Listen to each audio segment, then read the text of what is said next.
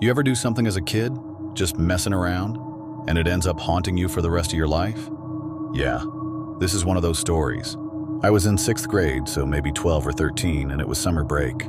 My little brother, who's 3 years younger than me, and I were home alone. Just the two of us. We were doing the usual brother stuff, wrestling around, chasing each other through the house, throwing pillows and shoes at each other. Nothing crazy, just kids being kids. At one point, I ended up chasing him into our parents' bedroom. Now, the thing about their room, it didn't have any windows. So when you turned the lights off, it was pitch black, like complete darkness, except for this thin little sliver of light that crept in from under the door. Anyway, we're still throwing stuff back and forth across the bed at each other, just having a good time. And then this dumb idea pops into my head. I thought, hey, it'd be hilarious to scare him a little. Kid logic. So I slowly back toward the door, and right before I step out, I flip the light switch off.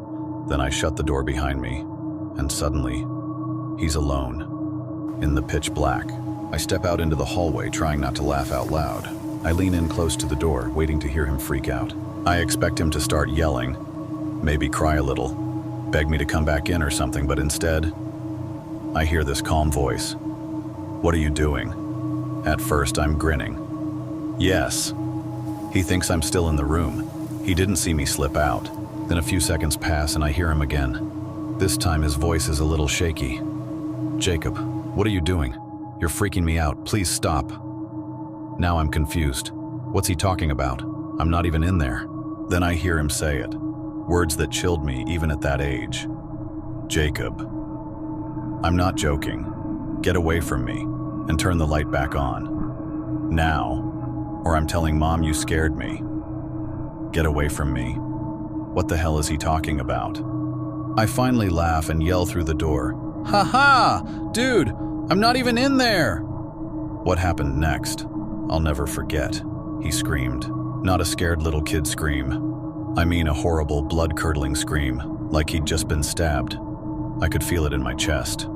Pure terror. I freaked out. My heart was pounding. I grabbed the door handle and tried to open it, but it wouldn't budge. It was locked. I didn't lock the damn door. Why was it locked? I didn't even think it could lock from the outside. My brother was still screaming, crying, begging me to help him. "Hurry, please. Jacob." I was losing my mind. I'm just this scrawny little kid, 90 pounds soaking wet. I didn't know what to do. I yanked on the handle again, harder this time, and suddenly, it opened. Just like that.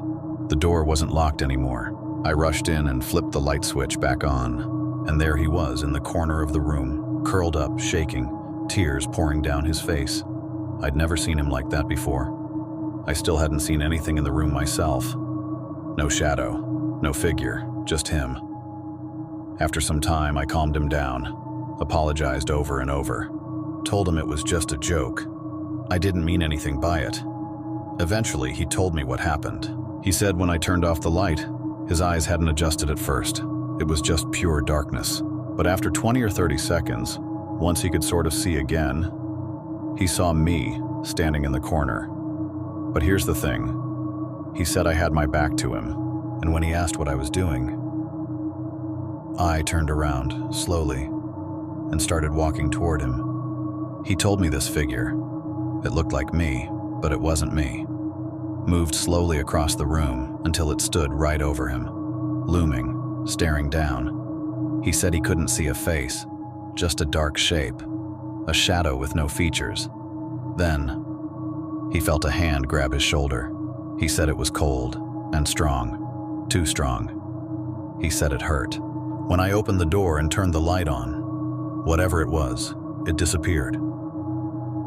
Gone. I never saw a thing. Fast forward to now, he's 23.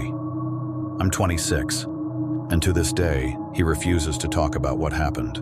Our friends, they've heard the story from me. Some of them tease him about it when we're hanging out, trying to get him to crack. He just gets up and leaves. No words. He's told me, quietly in private, that he still has nightmares about it, that it still freaks him out. That whatever he saw that day, whatever touched him, it wasn't me, and it wasn't human. Sometimes when I think back, I wonder what would have happened if I hadn't opened that door when I did. And that's the part that really scares me.